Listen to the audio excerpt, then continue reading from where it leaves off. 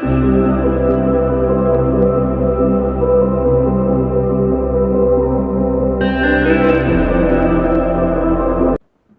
ಮಾಡೋಣ. ನಮ್ಮ ಪ್ರಭು ರಕ್ಷಕನು ಒಡೆಯನ ಮುದ್ದುಕುಮಾರನಾದಂಥ ನಜರೇತಿನ ಯೇಸುವೆ, ನಿನಗೆ ಸ್ತೋತ್ರ ಉಂಟಾಗಲಿ. ಈ ದಿನದಲ್ಲಿ ಸ್ವಾಮಿ, ನಿನ್ನ ವಾಕ್ಯಗಳನ್ನು ಧ್ಯಾನಿಸುವಾಗ ನೀನೇ ನಮ್ಮ ಜೊತೆಗಾರನಾಗಿದ್ದು ನೀನು ನಡೆಸು ಎಂಬುದಾಗಿ ಪ್ರಾರ್ಥನೆ ಮಾಡ್ತಾ ಇದ್ದೇವೆ. ಕೇಳುವಂತ ಎಲ್ಲ ನಿನ್ನ ಮಕ್ಕಳನ್ನು ಮತ್ತು ನಮ್ಮನ್ನು ನೀನು ಆಶೀರ್ವದಿಸು. ಯೇಸುವಿನ ಹೆಸರು ಕೇಳುತ್ತೇವೆ ತಂದೆಯೇ, ಆಮೇಲೆ. ಕರ್ತನ ಪರಿಶುದ್ಧ ನಾಮಕ್ಕೆ ಸ್ತೋತ್ರ ಉಂಟಾಗಲಿ. ಈ ದಿನದಲ್ಲಿ ನಾವು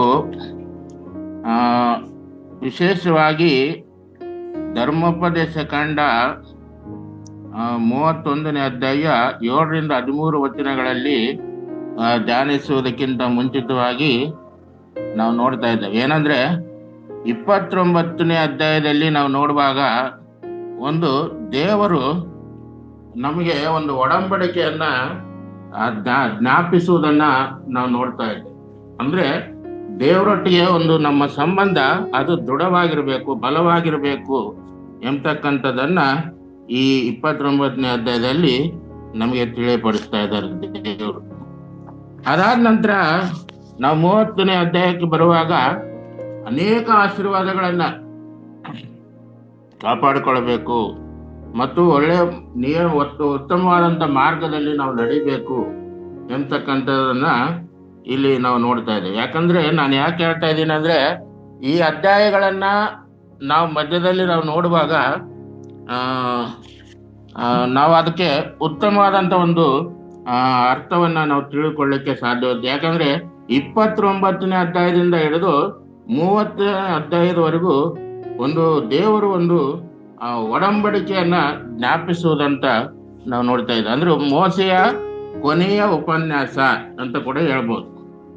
ಮೋಸೆಯ ಕೊನೆಯ ಉಪನ್ಯಾಸ ಎಂಬತಕ್ಕಂಥದ್ದನ್ನು ಕೂಡ ಇಲ್ಲಿ ನಾವು ಜ್ಞಾಪಕ ಮಾಡಿಕೊಳ್ತೇವೆ. ನೋಡ್ರಿ, ಏನಾದ್ರೂ ನಾವು ಒಂದು ಒಳ್ಳೆ ಕಾರ್ಯ ಮಾಡಬೇಕು, ಅದನ್ನ ಒಂದು ಉತ್ತಮವಾದಂತ ಕೆಲಸ ಮಾಡಬೇಕು ಅಂತ ಹೇಳಿ ನಾವು ಒಂದು ಒಡಂಬಡಿಕೆಯನ್ನ ಮಾಡಿಕೊಳ್ತೀವಿ.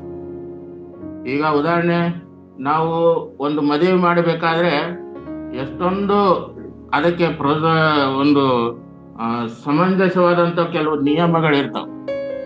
ಆ ನಿಯಮಗಳನ್ನ ಪರಿಪಾಲನೆ ಮಾಡಿ ಅದು ಪರಿಪೂರ್ಣವಾಗುವವರೆಗೂ ಅದಕ್ಕೆ ಒಂದು ಸರಿಯಾದಂತ ಒಂದು ಮಾರ್ಗವನ್ನು ನಾವು ಕಂಡುಕೊಳ್ತೀವಿ. ಅದೇ ರೀತಿಯಲ್ಲಿ ದೇವರೊಟ್ಟಿಗೆ ಅವರು ಏನ್ ಆಸೆ ಪಡ್ತಾ ಇದಾರೆ ಅಂದ್ರೆ, ನನ್ನ ಮಕ್ಕಳು ನಮ್ಮ ಕೂಡ ನಮ್ಮ ಸಂಗಡ ಒಡಂಬಡಿಕೆ ಮಾಡಿಕೊಳ್ಳಲು ಅವ್ರು ಏನ್ ಮಾಡ್ತಾರೆ ಅಂದ್ರೆ ಇಚ್ಛಿಸ್ತಾ ಇದ್ದಾರೆ. ದೇವರು ನನ್ನ ಮಕ್ಕಳು ಯಾವಾಗ್ಲೂ ಅವರು ಒಳ್ಳೆಯದನ್ನ ಕಲ್ತ್ಕೊಳ್ಬೇಕು, ಅವ್ರು ಒಳ್ಳೆಯವರಾಗಿರ್ಬೇಕು, ಅವರು ಯಾವುದೇ ಕೆಟ್ಟ ಮಾರ್ಗದಲ್ಲಿ ಅವರು ಹೋಗ್ಬಾರ್ದು ಅಂತಕ್ಕಂಥದ್ದನ್ನ ಅವರು ಜ್ಞಾಪಿಸುವುದನ್ನ ಇಲ್ಲಿ ನಾವು ನೋಡ್ತಾ ಇದ್ದೇವೆ. ಅಂದ್ರೆ ಇಲ್ಲಿ ನಾವು ನೋಡ್ತಾ ಇದ್ದೇವೆ. ಮತ್ತು 30ನೇ ಅಧ್ಯಾಯದಲ್ಲಿ ಬರುವಾಗ ಅಲ್ಲಿ ಅನೇಕ ಆಶೀರ್ವಾದಗಳನ್ನ ಕಾಪಾಡಿಕೊಳ್ಳಲು ಅವರು ಕೆಲವು ನಿಯಮಗಳನ್ನ ಅಲ್ಲಿ ತಿಳಿಸುವುದನ್ನ ನಾವು ನೋಡ್ತಾ ಇದ್ದೇವೆ. ಕೆಲವು ನಿಯಮಗಳನ್ನು ಕೊಟ್ಟು ಅವುಗಳನ್ನು ಕಾಪಾಡಿಕೊಳ್ರಿ ಅಂತೇಳಿ ಇಸ್ರಾಯೇಲ್ ಜನರಿಗೆ ಹೇಳುವುದನ್ನ ನಾವು ನೋಡ್ತಾ ಇದ್ದೇವೆ. ಮತ್ತು 30ನೇ ಅಧ್ಯಾಯಕ್ಕೆ ನಾವು ಬರುವಾಗ ಇಲ್ಲಿ 31ನೇ ಅಧ್ಯಾಯಕ್ಕೆ ನಾವು ಬರುವಾಗ ಮೋಸೆಯ ಮರಣಕ್ಕೆ ಸಿದ್ಧವಾಗುವುದು ಎಂಬುದಾಗಿ, ಮೋಸೆ ಮರಣಕ್ಕೆ ಸಿದ್ಧವಾಗುವುದು ಮತ್ತು ದೇವರು ಮೋಸೆಯನ್ನು ಉಪಯೋಗಿಸಿದ ನಂತರ ಯೆಹೋಶುವನನ್ನ ಸಿದ್ಧಪಡಿಸಿರುವುದು ಅಂತ. ಅಂದ್ರೆ ಇವತ್ತಿನ ದಿನದಲ್ಲಿ ನಾವು ದೇವರಿಂದ ಕಲಿತುಕೊಳ್ಳಬೇಕಾದಂತ ಅನೇಕ ವಿಷಯಗಳಿದೆ. ಅಲ್ಲಿ ನಾವು ನೋಡ್ತಾ ಇದ್ದೇವೆ ಹೆಡ್ಲೈನ್ಸ್ ಅಲ್ಲಿ ಏನಂದ್ರೆ, ದೇವರಿಂದ ಕಲಿತುಕೊಳ್ಳಿರಿ ಎಂಬುದಾಗಿ. ದೇವರಿಂದ ಅನೇಕ ವಿಷಯಗಳನ್ನು ನಾವು ಕಲಿತುಕೊಳ್ಬೇಕು. ದೇವರು ಅದಕ್ಕಾಗಿ ಈ ಲೋಕದಲ್ಲಿ ಇಟ್ಟಿರೋದು ದೇವರು ನಮ್ಮನ್ನು. ಆದ್ರಿಂದ ನಾವು ಅನೇಕ ವಿಷಯಗಳನ್ನ ಅವರ ಮೂಲಕವಾಗಿ ನಾವು ಕಲಿತುಕೊಂಡು ದೇವರನ್ನ ನಾವು ಧ್ಯಾನಿಸುವಂತವರಾಗಿರ್ಬೇಕು. ಇವತ್ತಿನ ವಾಕ್ಯ ಭಾಗ ನಾವು ನೋಡುವಾಗ ಧರ್ಮೋಪದೇಶಕಾಂಡ 31ನೇ ಅಧ್ಯಾಯ 7-13 ವಚನ, ಮಕ್ಕಳ ಸತ್ಯವೇದ ಭಾಗ ಯಾಕೋಬನ ನಿರಾಸೆ ಆದಿಕಾಂಡ 29ನೇ ಅಧ್ಯಾಯ. ಮತ್ತು ನಾವು ಬಾಯ್ಪಾಠ ವಚನ ನೋಡ್ತಾ ಇದ್ದೇವೆ. ಮತ್ತು ಯೆಹೋವನ ಮಹತ್ ಕಾರ್ಯಗಳನ್ನು ನೋಡದಿರುವ ನಿಮ್ಮ ಸಂತತಿಯವರು ಕೇಳಿ ನೀವು ಸ್ವಾಧೀನಪಡಿಸಿಕೊಳ್ಳುವುದಕ್ಕೆ ಯೊರ್ದಾನ್ ಹೊಳೆಯನ್ನು ದಾಟಿ ಹೋಗುವ ದೇಶದಲ್ಲಿ ವಾಸವಾಗಿರುವವರೆಗೂ ನಿಮ್ಮ ದೇವರಾದ ಯೆಹೋವನಲ್ಲಿ ಭಯಭಕ್ತಿ ಉಳ್ಳವರಾಗಿದ್ದಕ್ಕೆ ಕಲಿತುಕೊಳ್ಳುವಿರಿ ಎಂದು ಹೇಳಿದನು ಎಂಬುದಾಗಿ ನಾವು ನೋಡುವಾಗ ಇಲ್ಲಿ ಅನೇಕ ವಿಷಯಗಳನ್ನು ನಾವು ನೋಡ್ತಾ ಇದ್ದೀವಿ. ಮೊದಲನೇದಾಗಿ ಅಂದ್ರೆ ನಾವು ಕಲಿತುಕೊಳ್ಬೇಕಾದಂತ ಒಂದು ವಿಷಯ ಏನಪ್ಪಾ ಅಂದ್ರೆ, ಇಲ್ಲಿ ನಾವು ಭಯಭಕ್ತಿ ಉಳ್ಳವರಾಗಿದ್ದಕ್ಕೆ ಯೆಹೋವನಲ್ಲಿ ಭಯಭಕ್ತಿ ಉಳ್ಳವರಾಗಿರುವುದನ್ನ ನಾವು ಕಲಿತುಕೊಳ್ಬೇಕು. ನಾವು ಒಂದು ದೇವರಿಂದ ಕಲಿತುಕೊಂಡು ಅವರ ಮೂಲಕವಾಗಿ ನಾವು ಭಯಭಕ್ತಿ ಉಳ್ಳವರಾಗಿ ಈ ಲೋಕದಲ್ಲಿ ಜೀವಿಸಬೇಕು ಎಂಬತಕ್ಕಂಥದ್ದನ್ನ ಇಲ್ಲಿ ನಾವು ಸ್ಪಷ್ಟವಾಗಿ ನಾವು ನೋಡ್ತಾ ಇದ್ದೇವೆ. ಕರ್ತನಲ್ಲಿ ಪ್ರೀತಿಯುಳ್ಳವರೇ, ಮೋಸೆ ಆತನು 120 ವರ್ಷಗಳ ಕಾಲ ಆತನು ಉತ್ತಮವಾದಂತ ದೇವರು ಉತ್ತಮ ರೀತಿಯಲ್ಲಿ ಮೋಸೆಯನ್ನ ಉಪಯೋಗ ಮಾಡಿಕೊಂಡು ಅಲ್ಲಿ ನಾವು ನೋಡ್ತಾ ಇದ್ದೇವೆ. ಏನಂದ್ರೆ ಇಲ್ಲಿ ಮೋಸೆಯನ್ನ 90ನೇ ಕೀರ್ತನೆ ಕೂಡ ಅವರೇ ಬರೆದಿರೋದು. ಇಲ್ಲಿ ನಾವು ನೋಡುವ 120 ವರ್ಷ 40 ವರ್ಷ ರಾಜನ ಮನೆಯಲ್ಲಿ ಜೀವಿಸ್ತಾನೆ, ಮತ್ತು ಇನ್ನೂ 40 ವರ್ಷ ಮಾವನ ಮನೆಯಲ್ಲಿ ಇರ್ತಾನೆ, ಮತ್ತು ಇನ್ನೂ 40 ವರ್ಷ ಅರಣ್ಯ ಮಾರ್ಗದಲ್ಲಿ ಇಸ್ರಾಯೇಲರಿಗೆ ದಾರಿ ನಡೆಸುವಂತ ಒಂದು ಜೀವಿತ ಇಲ್ಲಿ ನಮಗೆ ತಿಳಿಯಪಡಿಸ್ತಾ ಇದೆ. ಯಾಕಂದ್ರೆ ಮೋಸೆ ನೋಡಿ 120 ವರ್ಷಗಳ ಕಾಲ ಅವನ ಜೀವಿತದಲ್ಲಿ ಅನೇಕ ವಿಧದಲ್ಲಿ ದೇವರು ಅವರನ್ನ ನಡೆಸಿಕೊಡ್ತಾ ಇದ್ರು. ಅದಕ್ಕೆ ಅವ್ರು ಹೇಳ್ತಾ ಇದ್ದಾರೆ, ಅಲ್ಲಿ ನಾವು ನೋಡುವಾಗ 7 ಮತ್ತು 7ನೇ ವಚನವನ್ನು ನಾವು ಓದಿಕೊಳ್ಳೋಣ. ಆಗ ಮೋಸೆ ಯೆಹೋಶುವನನ್ನು ಕರೆದು ಇಸ್ರಾಯೇಲರ ಮುಂದೆ ಅವನಿಗೆ ಯೆಹೋವನು ಇವರ ಪಿತೃಗಳಿಗೆ ಮಾಡಿಕೊಟ್ಟ ದೇಶಕ್ಕೆ ನೀನು ಇವರೊಡನೆ ಹೋಗಿ ಅದನ್ನು ಅವರಿಗೆ ಸ್ವಾಧೀನಪಡಿಸಬೇಕು ಅಂತ. ಅಂದ್ರೆ ಇಲ್ಲಿ ದೇವರ ಒಂದು ಕೃಪೆ ನೋಡಿ, ಇಲ್ಲಿ ಒಬ್ಬ ನಾಯಕನನ್ನು ಬೇಕಾಗಿದೆ. ಅದಕ್ಕೋಸ್ಕರವಾಗಿ ಉತ್ತಮವಾದಂತ ಒಬ್ಬ ನಾಯಕನನ್ನ ಆಯ್ಕೆ ಮಾಡಿ ಇಲ್ಲಿ ಯೆಹೋಶುವನನ್ನ ದೇವರು ಸಿದ್ಧಪಡಿಸಿರುವುದನ್ನ ಇಲ್ಲಿ ನಾವು ನೋಡ್ತಾ ಇದ್ದೇವೆ. ಮೋಸೆಯ ನಂತರ ಯೆಹೋಶುವನನ್ನ ಸಿದ್ಧಪಡಿಸುವಂತ ಕಾರ್ಯವನ್ನು ನಾವು ನೋಡ್ತಾ ಇದ್ದೇವೆ. ಅಲ್ಲಿ ನಾವು ಮುಂದೆ ಹೆಡ್ಲೈನ್ಸ್ ಅಲ್ಲೇ ನೋಡ್ತಾ ಮೋಸೆ ಯೆಹೋಶುವನನ್ನು ಸೇನಾಪತಿಯನ್ನಾಗಿ ನೇಮಿಸಲು ಪ್ರೋತ್ಸಾಹಪಡಿಸಿದ್ದು ಎಂಬುದಾಗಿ. ಆದ್ರಿಂದ ಕರ್ತನಲ್ಲಿ ಪ್ರೀತಿಯುಳ್ಳವರೇ, ಒಂದು ಇಸ್ರಾಯೇಲ್ ಪ್ರಯಾಣದ ಒಂದು ಪ್ರಮುಖ ಕ್ಷಣವನ್ನ ಇಲ್ಲಿ ಸೆರೆ ಹಿಡುವಂತದ್ದಾಗಿದೆ. ಮತ್ತು ಮೋಸೆಯ ನಾಯಕತ್ವ ಅಧಿಕಾರವನ್ನು ಯೆಹೋಶುವನಿಗೆ ಹಸ್ತಾಂತರಿಸುತ್ತದೆ. ಮತ್ತು ಜೀವನದ ಅಂತ್ಯವನ್ನು ಸಮೀಪಿಸಿದಂತೆ ಅವನು ಜನರನ್ನು ಭವಿಷ್ಯದ ನಾಯಕರ ಒಳಗೊಂಡಂತೆ ಒಟ್ಟುಗೂಡಿಸ್ತಾನೆ. ಮತ್ತು ಆತನಿಗೆ ಕಣ್ಣು ಕೂಡ ಮೊಬ್ಬಾಗಿರ್ತವೆ. ಹಾಗಾಗಿ ಆತನಿಗೆ ಮುಂದೆ ಇದನ್ನ ನಡೆಸೋಕೆ ನನಗೆ ಆಗಲ್ಲ ಅಂತೇಳಿ ದೇವರಿಗೆ ಚೆನ್ನಾಗಿ ಗೊತ್ತು ಎಷ್ಟರ ಮಟ್ಟಿಗೆ ಅವರು ಇದ್ದು ಅವರು ಸೇವೆ ಮಾಡಬೇಕು, ಯಾರನ್ನ ಯಾವ ರೀತಿಯಲ್ಲಿ ಉಪಯೋಗ ಮಾಡಿಕೊಳ್ಬೇಕು ಮತ್ತು ಯಾರನ್ನ ಯಾವ ರೀತಿಯಲ್ಲಿ ಉಪಯೋಗಿಸ್ಕೊಳ್ಬೇಕು ಅಂತ ಹೇಳಿ ಬಹಳ ಸ್ಪಷ್ಟವಾಗಿ ದೇವರಿಗೆ ಚೆನ್ನಾಗಿ ಗೊತ್ತು. ಆದ್ರಿಂದ ಮತ್ತು ಇದು ಉತ್ತಮವಾದಂತ ಒಬ್ಬ ನಾಯಕ ಬೇಕು ಅದರಿಂದ ಆ ಮೋಸೆ ಯೆಹೋಶುವನನ್ನ ಅವರು ಆಯ್ಕೆ ಮಾಡುವುದನ್ನ ನಾವು ನೋಡ್ತಾ ಇದ್ದೇವೆ. ಮತ್ತು ಇಲ್ಲಿ ನಾವು ನೋಡುವಾಗ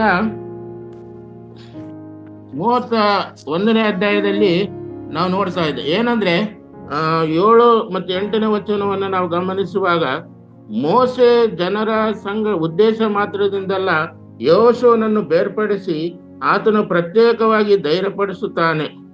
ಮತ್ತು ಇಲ್ಲಿ ನಾವು ನೋಡ್ತಾ ಇದ್ದೇವೆ ಧೈರ್ಯಪಡಿಸುವುದಲ್ಲದೆ ಆತನನ್ನು ಸಿದ್ಧಪಡಿಸುವುದನ್ನ ಇಲ್ಲಿ ನಾವು ನೋಡ್ತಾ ಇದ್ದೇವೆ. ಮತ್ತು 31ನೇ ಅಧ್ಯಾಯ 10ನೇ ವಚನದಲ್ಲಿ ನಾವು ನೋಡ್ತಾ ಇದ್ದೇವೆ, ನಿಮ್ಮ ದೇವರಾದ ಯೆಹೋವನು ಆದುಕೊಂಡ ಸ್ಥಳದಲ್ಲಿ ಇಸ್ರಾಯೇಲರು ಆತನ ಸನ್ನಿಧಿಗೆ ಕೂಡಿ ಬಂದಾಗ ನೀವು ಅವರೆಲ್ಲರಿಗೂ ಅಂದ್ರೆ ನೆಹೆಮೀಯ 8ನೇ ಅಧ್ಯಾಯವನ್ನ ನಾವು ಓದಿಕೊಳ್ಳುವಾಗ ಅಲ್ಲಿ ಹೇಳ್ತಾ ಇದ್ದಾನೆ ಏನಂದ್ರೆ ಹಬ್ಬಗಳಲ್ಲಿ ನಿಂತುಕೊಂಡು ಅವ್ರು ಹೇಳುವುದನ್ನು ನಾವು ನೋಡ್ತಾ ಇದ್ದೀವಿ. ಅವರು ಅನೇಕ ಸಂದರ್ಭದಲ್ಲಿ ಯೆಹೋವನು ತಾನು ನಿನ್ನ ಮುಂದುಗಡೆ ಹೋಗುವನು, ಆತನೇ ನಿನ್ನ ಸಂಗಡ ಇರುವನು ಎಂಬುದಾಗಿ. ದೇವರು ಯೆಹೋಶುವನ ಮುಂದೆ ಯಾವಾಗಲೂ ಇರ್ತಾರೆ, ಅವರು ದೇವರು ನಿಮ್ಮನ್ನು ನಡೆಸ್ತಾರೆ, ಹಾಗಾಗಿ ನೀನು ಉತ್ತಮ ನಾಯಕನಾಗಿ ಅವರನ್ನು ಆಳಬೇಕು ಎಂಬುದಾಗಿ ಅಲ್ಲಿ ಹೇಳುವುದನ್ನು ನಾವು ನೋಡ್ತಾ ಇದ್ದೇವೆ. ಕರ್ತನಲ್ಲಿ ಪ್ರೀತಿ ಉಳ್ಳವರೇ, ಈಗ ನಾವು ಸೇವೆ ಮಾಡುವಂತ ಸ್ಥಳದಲ್ಲಿ ನಾವು ಕಲಿತುಕೊಳ್ಳಬೇಕಾದಂತ ಅನೇಕ ವಿಷಯಗಳು ನಮಗೆ ದೇವರು ತಿಳಿಯಪಡಿಸ್ತಾ ಇರ್ತಾರೆ. ಅವುಗಳನ್ನು ಅಸಡ್ಡವಾಗಿ ನಾವು ತೆಗೆದುಕೊಂಡು ನಮ್ಮ ಜೀವನವನ್ನು ನಾವು ಕೆಡಿಸಿಕೊಳ್ಳದೆ ಅದನ್ನು ದೃಢವಾಗಿ ನಾವು ಹಿಡ್ಕೊಳ್ಬೇಕು. ದೃಢವಾಗಿ ಮತ್ತು ಒಂದು ನಂಬಿಕೆಯಿಂದ, ಒಂದು ವಿಶ್ವಾಸದಿಂದ ಅವುಗಳನ್ನ ಹಿಡಿದುಕೊಂಡು ನಾವು ನಿಲ್ಲುವಾಗ ನಾವು ಕೂಡ ಒಬ್ಬ ಉತ್ತಮ ನಾಯಕರಾಗಿ ಮುಂದೆ ಸಾಗಲಿಕ್ಕೆ ದೇವರು ನಮ್ಮನ್ನು ನಡೆಸ್ತಾರೆ.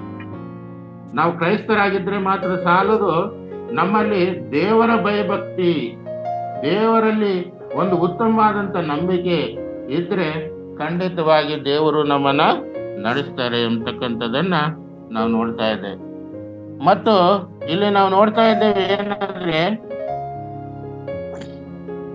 ಧರ್ಮೋಪದೇಶ ಕಂಡ 31ನೇ ಅಧ್ಯಾಯ 9ರಿಂದ 13 ವಚನವರೆಗೂ ನಾವು ನೋಡುವಾಗ, ಮೋಶೆ ಅಲ್ಲಿ ನಾವು ನೋಡ್ತಾ ಇದ್ದೇವೆ ಏನಂದ್ರೆ, ಧರ್ಮಶಾಸ್ತ್ರ ಗ್ರಂಥ 31ನೇ ಅಧ್ಯಾಯ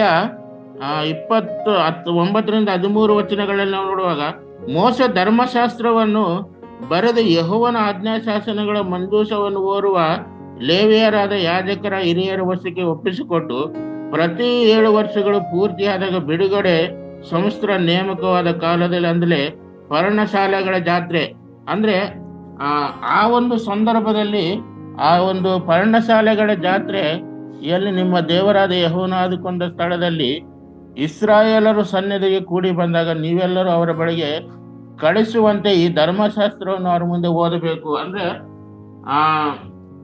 ಬೈಬಲ್ ಒಂದು ಓದುವಾಗ ಅದು ಸ್ಪಷ್ಟವಾಗಿ ಓದಬೇಕು, ನಾವು ಸ್ಪಷ್ಟವಾಗಿ ಓದಬೇಕು.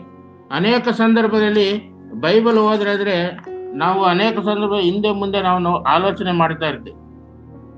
ಆದ್ರೆ ಆಗಿನ ಕಾಲದಲ್ಲಿ ಏನ್ ಮಾಡ್ತಾ ಇದ್ರಪ್ಪ ಅಂದ್ರೆ ನಾವು ನೋಡುವಾಗ ನಾವು ಅಲ್ಲಿ ಗಟ್ಟಿಯಾಗಿ ಅವರು ದೇವರ ವಾಕ್ಯವನ್ನು ಓದುವುದನ್ನ ನಾವು ನೋಡ್ತಾ ಇದ್ವಿ. ಅದೇ ನೆಹೆಮೀಯನ ಪುಸ್ತಕದಲ್ಲಿ ಅಲ್ಲಿ ಬರೆದಿರುವುದನ್ನ ನಾವು ನೋಡ್ತಾ ಇದ್ದೇವೆ. ಮಾತ್ರ ಅಲ್ಲದೆ ಇಲ್ಲಿ ನಾವು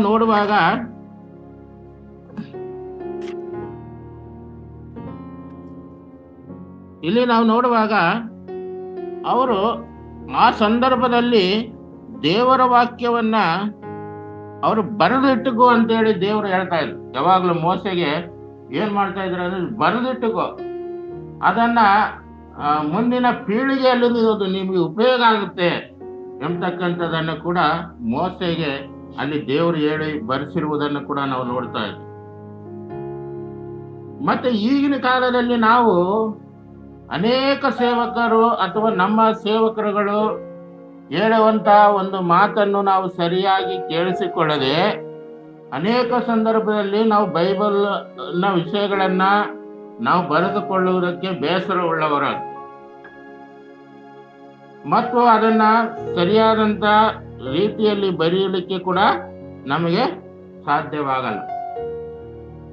ಅವರ ಮೇಲೆ ನಾವು ಗುಣಗುಟ್ಟುವಂತವ್ರು ಕೂಡ ಆಗಿರ್ತೇವೆ. ಕೆಲವು ಸಂದರ್ಭದಲ್ಲಿ ಡೈರಿ ಬರೀರಿ ಮತ್ತೆ ಇನ್ನಿತರ ವಚನಗಳನ್ನ ನೀವು ಬರೆದುಕೊಳ್ರಿ ಅಂತ ಹೇಳುವಾಗ ಅನೇಕ ಸಂದರ್ಭದಲ್ಲಿ ನಾವು ಬೇಸರ ಉಳ್ಳವರಾಗ್ತೀವಿ. ಆದ್ರಿಂದ ಅಲ್ಲಿ ದೇವರ ಒಂದು ಕಾರ್ಯ ಏನಪ್ಪಾ ಅಂದ್ರೆ ಅದನ್ನು ಬರೆದಿಟ್ಟುಕೋ ಅಂತ ಹೇಳಿ ಮೋಸೆಗೆ. ಅದಕ್ಕಾಗಿ ಇವತ್ತು ಆ ವಾಕ್ಯಗಳು ಇವತ್ತು ನಮಗೂ ಕೂಡ ಅನ್ವಯಿಸಲ್ಪಡ್ತಾ ಇಲ್ಲ. ಆ ವಾಕ್ಯಗಳನ್ನು ಇವತ್ತು ನಾವು ಧೈರ್ಯವಾಗಿ ಧ್ಯಾನ ಮಾಡ್ತಾ ಇದೀವಿ ಅಂದ್ರೆ ದೇವರು ಆಗಿನ ಕಾಲದಲ್ಲಿ ಅದು ಬರೆಸಿಟ್ಟಿರುವುದನ್ನ ನಾವು ನೋಡ್ತಾ ಇದ್ದೀವಿ. ಅದೇ ರೀತಿಯಲ್ಲಿ ಈಗ ನಾವು ಬರೆದಿಟ್ಟುಕೊಂಡಾಗ ಅದು ಮುಂದೆ ನಮಗೆ ಎಷ್ಟೊಂದು ಉಪಯುಕ್ತವಾಗಿ ಅವು ಇರ್ತವೆ ಅಂತೇಳಿ ಅನೇಕ ದೈವ ಸೇವಕರು ನಮಗೆ ತಿಳಿಸ್ತಾ ಇರ್ತಾರೆ. ಆದ್ರಿಂದ ನಾವು ಬರೆದಿಟ್ಟುಕೊಂಡು ಅವು ಸರಿಯಾದಂತ ರೀತಿಯಲ್ಲಿ ನಾವು ಧ್ಯಾನಿಸುವಾಗ ದೇವರು ನಮಗೆ ಅನೇಕ ಆಶೀರ್ವಾದಗಳನ್ನು ಕೊಡುವಂತವನಾಗಿದ್ದಾನೆ. ಮತ್ತು ಇಲ್ಲಿ ನಾವು ನೋಡುವಾಗ ಮಿಷನರಿ ಜೀವನ ಚರಿತ್ರೆಯಲ್ಲಿ ನಾವು ನೋಡುವಾಗ ಅವರ ಭಯದಿಂದ ಅಲ್ಲ, ಧೈರ್ಯದಿಂದ ಮುನ್ನಡಿಬೇಕು ನಾವು ಅಂತಕ್ಕಂಥ. ಭಯ ಪಡಬಾರದು. ನಾವು ಯಾವುದೇ ಕಾರಣಕ್ಕೂ ಭಯ ಪಡದೆ ದೇವರು ನಮ್ಮ ಸಂಗಡ ಇದ್ದಾರೆ, ದೇವರು ನಮ್ಮ ನಡೆಸ್ತಾರೆ ಅಂತಕ್ಕಂಥ ಒಂದು ವಿಶ್ವಾಸ, ಒಂದು ದೃಢವಾದಂತ ಒಂದು ನಂಬಿಕೆ ನಮ್ಗೆ ಇರಬೇಕು ಎಂಬತಕ್ಕಂಥದ್ದನ್ನು ನಾವು ನೋಡ್ತಾ ಇದ್ದೇವೆ. ಮತ್ತು ಸುವಾರ್ಥಿಕರ ಜೀವನ ಚರಿತ್ರೆಯಲ್ಲಿ ನಾವು ನೋಡುವಾಗ ಇವರು ಬಂದ್ಬಿಟ್ಟು ಜೂಡಿಲ್ ಕ್ಯಾಥರಿನ್ ಬಿಯೋನಾರ್ಟ್.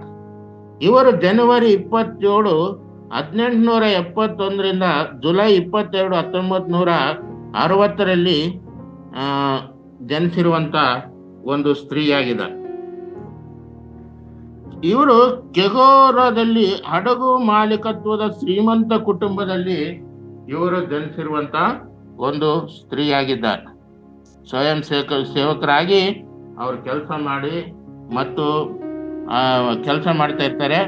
ಇವರು ಏನ್ ಮಾಡ್ತಾ ಇದ್ದಾರೆ, ವಿಶೇಷವಾದಂತ ಒಂದು ಕಾರ್ಯವನ್ನು ಮಾಡ್ತಾ ಇದ್ದಾರೆ. ಇವರು ಏನಪ್ಪ ಅಂದ್ರೆ ಅಲ್ಲಿ ಅನೇಕ ವಿಧವೆಯರನಿಗೆ ಸಹಾಯಕರಾಗಿದ್ದಾರೆ. ಅನೇಕ ವಿಧವೆತನದಲ್ಲಿರುವಂತ ಅನೇಕ ಸ್ತ್ರೀಯರಿಗೆ ಅವರು ಉತ್ತಮ ಒಬ್ಬ ಸಹಾಯಕರಾಗಿ ನೆಲೆಸಿರುವುದನ್ನ ನಾವು ನೋಡ್ತಾ ಇದ್ದೇವೆ. ಮತ್ತು ಅನೇಕ ಅನಾಥರಿಗೆ ಕೂಡ ಅವರು ಉತ್ತಮವಾದಂತ ಸೇವೆಯನ್ನು ಸಲ್ಲಿಸುವಂತವರಾಗಿದ್ದಾರೆ. ಮತ್ತು ಹಾಗೆ ಅವರ ಅನೇಕ ರೋಗಿಗಳು ಕೂಡ ಅವರು ಸಹಾಯ ಮಾಡಿದ್ದಾರೆ. ಮದರ್ ತೆರೇಸಾ ಯಾವ ರೀತಿಯಲ್ಲಿ ಅವರು ಸೇವೆ ಮಾಡಿದಾರೋ ಅದೇ ರೀತಿಯಲ್ಲಿ ಈ ಒಂದು ಸ್ತ್ರೀ ಕೂಡ ಈ ಒಂದು ಮಿಷನರಿ ಆಗಿರುವಂತ ಬೋಡಿಲ್ ಕ್ಯಾಥರಿನ್ ಅವರು ಕೂಡ ಉತ್ತಮವಾದಂತ ಒಂದು ಸೇವೆ, ಅವರು ವಿಧವೆಯರ ಮಧ್ಯದಲ್ಲಿ, ಅನಾಥರ ಮಧ್ಯದಲ್ಲಿ ಅವರು ಸೇವೆ ಮತ್ತು ರೋಗಿಗಳ ಮಧ್ಯದಲ್ಲಿ ಅವರು ಸೇವೆ ಸಲ್ಲಿಸಿರುವುದನ್ನ ಇಲ್ಲಿ ನಾವು ನೋಡ್ತಾ ಇದ್ದೇವೆ. ನೋಡ್ರಿ, ಅನೇಕ ಈ ದಿನಮಾನಗಳಲ್ಲಿ ಈ ರೀತಿಯಾದಂತ ಸೇವೆ ಮಾಡಲು ಬಯಸುವಂತವರು ಬಹಳ ಕಡಿಮೆ. ಆದ್ರೆ ಆಗಿನ ಒಂದು ಪರಿಸ್ಥಿತಿಯಲ್ಲಿ ಕೂಡ ಅವರು ಅನೇಕ ವಿಧವೆಯರಿಗೆ ಮತ್ತು ಅನಾಥರಿಗೆ, ಅನೇಕ ರೋಗಿಗಳಿಗೆ ಅವರು ಸೇವೆ ಮಾಡಿರುವಂತದನ್ನ ನಾವು ನೋಡ್ತಾ ಇದ್ದೇವೆ. ಮತ್ತು ಇವರು ಒಂದು ಅನಾಥಾಶ್ರಮವನ್ನು ಕೂಡ ಸ್ಥಾಪನೆ ಮಾಡ್ತಾರೆ. ಅದು ಸೋಯೆತ್ ಅರ್ಮೋನಿಯಾದಲ್ಲಿ ಅಲ್ಲಿ ಒಂದು ಅನಾಥಾಶ್ರಮವನ್ನು ಕೂಡ ಅವರು ಪ್ರಾರಂಭ ಮಾಡಿ, ಅವರು ನಾನು ಹೇಗಾದ್ರೂ ಮಾಡಿ ನಾನು ದೇವರ ಸೇವೆಯನ್ನು ಮಾಡಬೇಕು, ಉತ್ತಮವಾದಂತ ಒಂದು ನಂಬಿಕೆಯಲ್ಲಿ ನಾನು ಜೀವಿಸಬೇಕು ಅಂತ ಹೇಳಿ ಅವರ ಬಹಳ ಪ್ರಯತ್ನ ಪಟ್ಟು ಈ ರೀತಿಯಾದಂತ ಕೆಲವು ಸೇವಾ ಕಾರ್ಯಗಳನ್ನ ಅವರು ಮಾಡಿದ್ದಾರೆ. ಅದಕ್ಕಾಗಿ ನಾವು ಅವರ ಜೀವನವನ್ನ ನೆನೆಸ್ಕೊಂಡು ನಾವು ಪ್ರಾರ್ಥನೆ ಮಾಡಿಕೊಳ್ಳೋಣ. ಮತ್ತು ಇಲ್ಲಿ ನೋಡಿ, ನಾವು ನಂಬಿಕೆಗೆ ಯೋಗ್ಯವಾದಂತ ಅನೇಕ ವಾಕ್ಯಗಳು ದೇವರು ನಮಗೆ ತಿಳಿಯಪಡಿಸ್ತಾನೆ ಇರ್ತಾರೆ. ಆ ವಾಕ್ಯಗಳನ್ನು ಯಾವತ್ತೂ ಕೂಡ ನಾವು ಮರೆಯದೆ ಅದನ್ನು ಭದ್ರವಾಗಿ ಹಿಡ್ಕೊಂಡು ನಮ್ಮ ಹೃದಯದಲ್ಲಿ ಅದನ್ನು ಯಾವಾಗಲೂ ಜ್ಞಾಪಿಸಿಕೊಳ್ಳುತ್ತಾ ನಮ್ಮ ಜೀವನವನ್ನ ಮುನ್ನಡೆಸ್ಕೊಂಡು ಹೋಗುವುದಾದ್ರೆ ದೇವರು ಖಂಡಿತ ನಮ್ಮ ಜೀವಿತವನ್ನ ಆಶೀರ್ವದಿಸುವನಾಗಿದ್ದಾನೆ. ನೋಡ್ರಿ, ಮೋಸೆಗೆ ವಯಸ್ಸಾದ ನಂತರ ಆತನು ದೇವರಿಗೆ ಗೊತ್ತದು ಯಾವಾಗ ಎಲ್ಲಿ ಮಟ್ಟ ಅವರು ಉತ್ತಮವಾದಂತ ಸೇವೆ ಮಾಡಬೇಕು, ಅದಾದ ನಂತರ ಯಾರನ್ನ ನೇಮಕ ಮಾಡ್ಕೊಳ್ಬೇಕು, ಯಾವ ರೀತಿಯಲ್ಲಿ ನಡೆಸ್ಬೇಕು ಅಂತೇಳಿ ಅದೇ ರೀತಿಯಲ್ಲಿ ನಾವು ಕೂಡ ಈ ದಿನಮಾನಗಳಲ್ಲಿ ಅನೇಕ ಸೇವಕರಿಗೆ ವಿಧೇಯರಾಗಿ ನಾವು ಜೀವಿಸಿ ನಾವು ಅವರಿಂದ ಕಲಿತುಕೊಳ್ಬೇಕಾದಂತ ಅನೇಕ ವಿಷಯಗಳು ನಮಗೆ ಇರ್ತವೆ. ಆ ವಿಷಯಗಳನ್ನ ನಾವು ಕಲಿತುಕೊಂಡು ಈ ಲೋಕದಲ್ಲಿ ಜೀವಿಸುವುದಾದ್ರೆ ದೇವರು ಖಂಡಿತವಾಗಿಯೂ ನಿಮ್ಮ ಎಲ್ಲ ಕುಟುಂಬಗಳನ್ನು ದೇವರ ಆಶೀರ್ವಾದ ಮಾಡ್ತಾರೆ. ದೇವರು ಮೋಸೆಯ ಸಂಗಡ ಇದ್ದ ಹಾಗೆ ಇವತ್ತು ನಮ್ಮ ಸಂಗಡಲ್ಲೂ ಕೂಡ ದೇವರು ಇರಲಿ. ದೇವರ ವಾಕ್ಯವನ್ನ ನಾವು ಓದೋಣ, ದೇವರ ವಾಕ್ಯಕ್ಕೆ ನಾವು ಬೆಲೆ ಕೊಟ್ಟು ನಾವು ಜೀವಿಸೋಣ. ದೇವರ ವಾಕ್ಯಗಳ ಮೂಲಕವಾಗಿ ಆಶೀರ್ವದಿಸಲಿ. ಪ್ರಾರ್ಥನೆ ಮಾಡೋಣ. ತಂದೆಯಾದಂತ ದೇವರೇ, ನಿನಗೆ ಸ್ತೋತ್ರ. ಈ ಸಂದರ್ಭದಲ್ಲಿ ಸ್ವಾಮಿ ನಿನ್ನ ವಾಕ್ಯಗಳನ್ನ ನಾವು ಧ್ಯಾನಿಸಿದ್ದೇವೆ. ಕರ್ತನೆ, ನೀನೇ ಸಹಾಯಕನಾಗಿದ್ದು ನಮ್ಮನ್ನು ನಡೆಸು. ನಾವು ಸ್ವಾಮಿ ನಿನ್ನ ವಾಕ್ಯಗಳಿಗೆ ಬೆಲೆ ಕೊಟ್ಟು ನಾವು ಉತ್ತಮವಾದಂತ ಒಂದು ಮಾರ್ಗದಲ್ಲಿ ನಾವು ನಡೀಲಿಕ್ಕಾಗುವಂತೆ, ನಿನ್ನಿಂದ ಕಲಿತುಕೊಳ್ಳುವಂತೆ ಅನೇಕ ವಿಷಯಗಳನ್ನು ನಮಗೆ ತಿಳಿಯಪಡಿಸಿದಿ. ಅದಕ್ಕಾಗಿ ನಿನಗೆ ಸ್ತೋತ್ರ. ಇಲ್ಲಿ ಕೂಡಿ ಬಂದಿರುವಂತ ಈ ಒಂದು ಆರಾಧನೆಯಲ್ಲಿ ಪಾಲ್ಗೊಂಡಿರುವಂತ ಎಲ್ಲ ಸ್ವಾಮಿ ನಿನ್ನ ದೈವ ಸೇವಕರುಗಳನ್ನು ನೀನು ಆಶೀರ್ವಾದ ಮಾಡು, ಮತ್ತು ಎಲ್ಲ ವಿಶ್ವಾಸಿಗಳನ್ನು ಆಶೀರ್ವಾದ ಮಾಡು. ಅವ್ರ ಕುಟುಂಬಗಳಲ್ಲಿ ಶಾಂತಿ, ಸಮಾಧಾನ, ನೆಮ್ಮದಿ ನೆಲೆಗೊಂಡಿರುವಂತೆ ನೀ ಸಹಾಯ ಮಾಡು. ಮತ್ತು ನಮ್ಮ ಸಂಸ್ಥೆಯ ಎಲ್ಲ ಸೇವಾ ಕಾರ್ಯಗಳಲ್ಲಿ ನಿನ್ನ ಒಂದು ಕೃಪೆ, ನಿನ್ನ ಒಂದು ಪ್ರಸನ್ನತೆ ಸದಾಕಾಲವು ಇರ್ಲಿಕ್ಕಾಗುವಂತೆ ಸಹಾಯ ಮಾಡು. ಮಾತ್ರವಲ್ಲದೆ ಸ್ವಾಮಿ, ವಿಶೇಷವಾಗಿ ನಮ್ಮ ಸಂಸ್ಥೆಯ ಡೈರೆಕ್ಟರ್ ಆದಂತ ಎಲ್ ಗುಣಶೇಖರಯ್ಯನವರನ್ನು, ಅವರ ಕುಟುಂಬವನ್ನು, ಅವ್ರು ಮಾಡುವಂತ ಸೇವೆಯನ್ನು, ಅವ್ರು ಕೊಟ್ಟಿರುವಂತ ಮಕ್ಕಳನ್ನು ನೀನು ಆಶೀರ್ವದಿಸು. ಮತ್ತು ನವನದಯ್ಯನವರನ್ನು, ಅವ್ರಿಗಾಗಿ, ಅವರ ಕುಟುಂಬಕ್ಕಾಗಿ ನಾವು ಪ್ರಾರ್ಥನೆ ಮಾಡ್ತಾ ಇದ್ದೇವೆ. ಅನೇಕ ಕಷ್ಟಗಳ ಮಧ್ಯದಲ್ಲಿ, ಅನೇಕ ಅನಾರೋಗ್ಯಗಳ ಮಧ್ಯದಲ್ಲಿ ನೀನು ನಡೆಸ್ತಾ ಇದ್ದಿ. ಉತ್ತಮ ರೀತಿಯಲ್ಲಿ ನಡೆಸು ಸ್ವಾಮಿ. ಯಾವುದೇ ಕುಂದು ಕೊರತೆಗಳು ನಮ್ಮ ಜೀವಿತಕ್ಕೆ ಸ್ವಾಮಿ ಇರದ ಹಾಗೆ ನೀನು ಸಹಾಯ ಮಾಡು. ಮತ್ತು ಸ್ವಾಮಿ, ಒಂದು ದಿನದಲ್ಲಿ ಈ ಒಂದು ಅವಕಾಶವನ್ನು ಕೊಟ್ಟು ನಿನ್ನನ್ನು ಆರಾಧಿಸ್ಲಿಕ್ಕಾಗುವಂತೆ, ಬೇಡುವಂತೆ ನೀ ಸಹಾಯ ಮಾಡಿಕೊಟ್ಟಿದ್ದಕ್ಕ ನಿನಗೆ ಸ್ತೋತ್ರ. ಎಲ್ಲ ಘನ ಮಾನ ಮಹಿಮೆ ನಿನಗೆ ಸಲ್ಲಿಸುತ್ತಾ ನಮ್ಮ ಪ್ರಭು ರಕ್ಷಕನಾದಂತ ಯೇಸುವಿನ ನಾಮದಲ್ಲಿ ಪ್ರಾರ್ಥಿಸಿ ಬೇಡಿ ಹೊಂದಿದ್ದೇವೆ ತಂದೆಯೇ. ಆಮೇನ್. ಆಮೇನ್.